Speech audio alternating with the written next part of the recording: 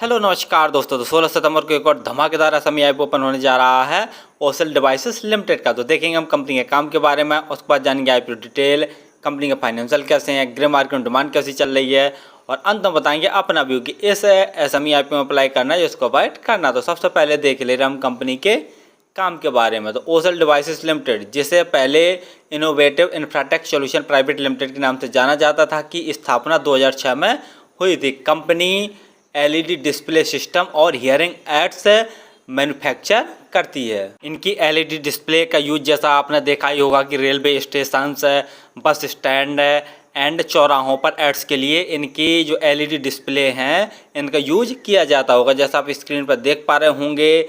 और hearing machine में आप जानते ही होंगे कि जिनको कम सुनाई देता है या बिल्कुल सुनाई नहीं देता है, तो उनके लिए इस हियरिंग मशीन्स का कंपनी मैन्युफैक्चर करके सेल करती है। तो कंपनी का काम तो ठीक ठाक है, सदाबहार वाला है। और जो कंपनी की मैन्युफैक्चरिंग यूनिट है वह नोएडा में स्थित है। कंपनी में मार्च 2024 तक देख लिया जाए तो कुल 68 एम्प्लॉय काम कर रहे थे। चलिए अब जान ले रहे हम आईपीओ की डिटेल के बारे में।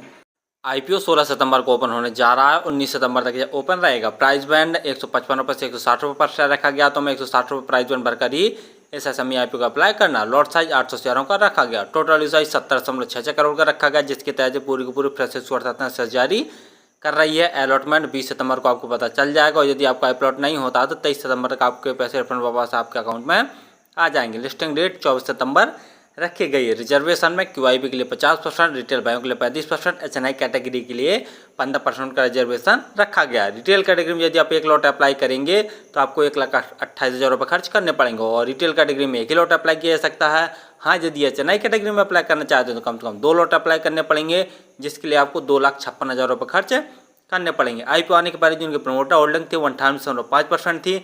आईपीओ आने के बाद इनकी प्रमोटर होल्डिंग 71.53% जैसी बचेगी। ROE 14.68%, ROC 43.17%। आरओई और आरओसी देखते हैं तो बहुत दमदार हैं, और पी 19.77 है। बाकी फाइनेंशियल देखे ले रहे हैं तो ऑल अमाउंट सभी के सभी लाख में दिए हुए हैं। कंपनी के एसेट साल दर साल लगातार बढ़ रहे हैं।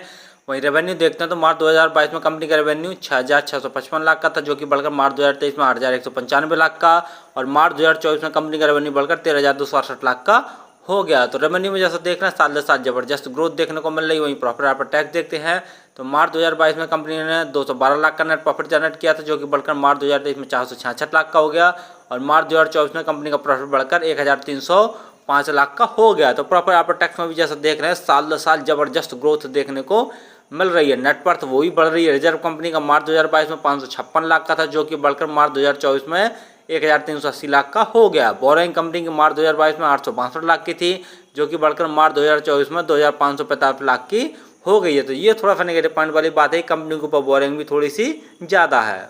जीएमपी ग्रे मार्केट प्रीमियम देखे ले रहे हैं तो 110 रुपये पर शेयर की ग्रे मार्केट में डिमांड चल रही है, और 800 शेयरों का एक लॉट है। तो 110 गुणे 800 करके देखते हैं तो एक लॉट में लगभग 88,000 जैसा प्रॉफिट निकल कर आ रहा। परसेंट वाइज देखा जाए तो लगभग 68-69% जैसा प्रॉफिट निकल कर आ रहा। जीएमपी में डिमांड घटती बढ़ती रहती है। फाइनली हमने देखा कि ओसल डिवाइसेस लिमिटेड का मेनली काम LED display system and hearing aids का मैन्युफैक्चर करना है। जैसा कि हम बता ही चुके हैं कि इनकी एलईडी डिस्प्ले का use railway station, bus stand, चौराहे, क्लासरूम और भी बहुत सारी जगह पर इनके जो एलईडी डिस्प्ले है उनका यूज किया जाता है। और जो हियरिंग एड्स है इसका आप प्रयोग जानते ही होंगे, जिनको कम सुनाई देता है या बिल्कुल सुनाई नहीं देता है तो इन मशीन्स का यूज किया जाता है। तो कंपनी का काम तो ठीक ठाक है, और सदाबहार वाला है, और डिमांडिंग वाला, हमेशा चलते रहने वाला काम है। अगला कंपनी का फाइनेंशियल जैसा देख रहे हैं तो फाइनेंशियल तो बहुत दमदार है। साल दर साल रेवेन्यू में ज़बरदस्त ग्रोथ देखने को मिल रहा है, और प्रॉफिट आफ्टर टैक्स में भी देख रहे हैं तो ज़बरदस्त उछाल देखने को